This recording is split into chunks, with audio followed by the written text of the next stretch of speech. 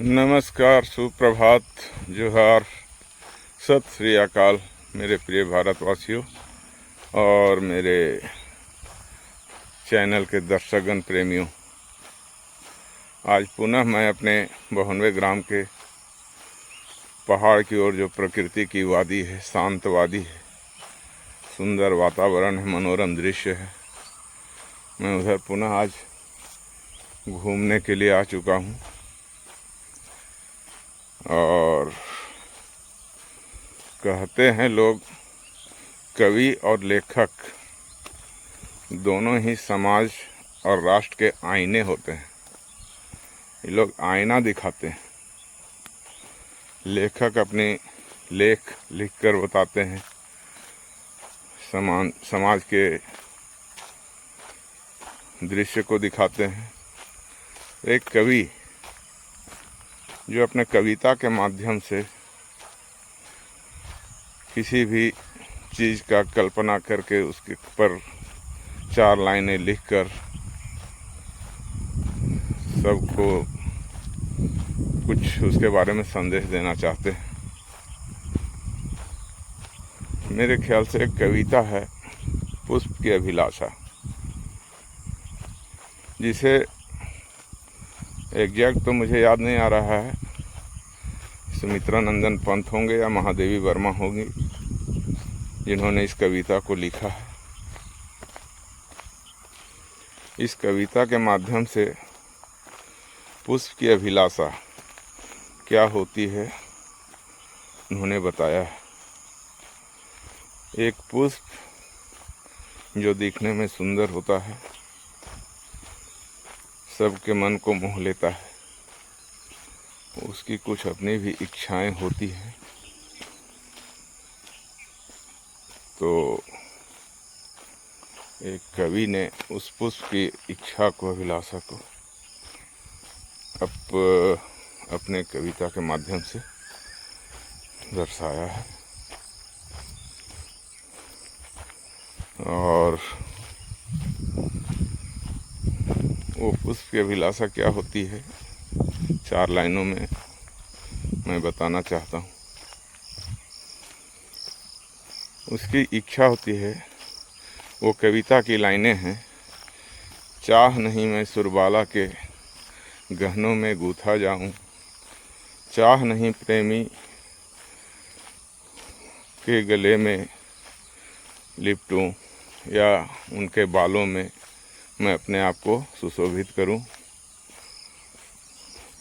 चाह नहीं मैं देवों के सिर पर चढ़ूं भाग्य को इठलाऊं, चाह नहीं बगिए में मैं फूल को तोड़ा जाऊं। इस तरह से बहुत सारी अभिलाषाएं हैं पुष्प की।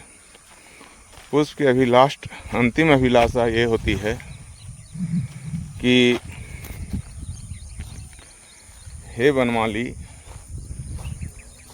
मुझे तोड़ लेना बनमाली, उस पथ पर तुम देना फेंक, जिस पथ मातृभूमि पर शीश चढ़ाने जाएं वीर अनेक। ये उस कवि का इस कविता में पुष्प के प्रति अभिलाषा का वर्णन किया गया है। इसमें यह है कि पुष्प की कभी इच्छा नहीं रहती है कि मैं देवताओं के बालों में गूथा जाऊं। कोई प्रेमी प्रेमिका जो फूल देकर एक दूसरे को आकर्षित करते हैं, अपना भावना को व्यक्त करते हैं, उसमें भी उस फूल को खुशी नहीं है। और ना ही वो जो आज सावन का भी महीना है, सब कोई फूल लेकर तोड़कर भोलेनाथ के सर पर फूल चढ़ाकर अपनी जो भक्ति है उसको प्रकट करते हैं। उसी चीज़ में भी पुष्प की अभिलाषा नहीं है। उसे कभी हार्दिक इच्छा नहीं रहती है कि मैं देवों के सिर पर चढ़कर अपने भाग्य को इठलाऊं। सिर्फ उस पुष्प की एक ही अभिलाषा है, वह विनती करती है बनमाली से, एक बगिया की माली से, कि हे बनमाली, तुम मुझे तोड़कर उस पथ पर फेंक देना जिस पथ पर अपनी मातृभूमि की रक्षा के लिए, अपने देश की रक्षा के लिए हमारे जो जवान हैं, सेना बल हैं, जा रहे हैं भूमि, अपने मातृभूमि की रक्षा के लिए। जिस रास्ते पे वो जा रहे हैं उस रास्ते में तुम हमें फेंक देना, ताकि उनके चरणों का जो स्पर्श मेरे ऊपर हो तो मैं काफ़ी भाग्यशाली समझूंगी। मैं ये होती है पुष्प की अभिलाषा। तो कवि जो समाज के एक आईना होते हैं, कवि और लेखक, उन्होंने इस पुष्प की अभिलाषा के माध्यम से लोगों को सजग करने का प्रयास किया है।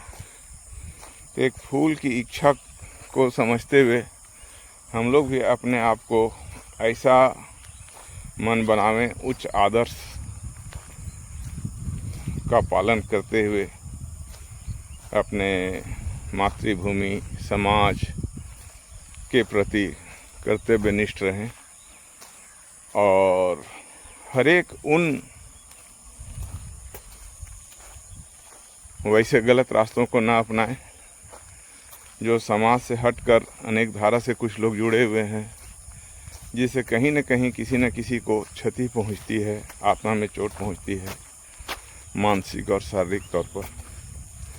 तो वैसे चीज़ों से अपने आप को उबारने का काम करें।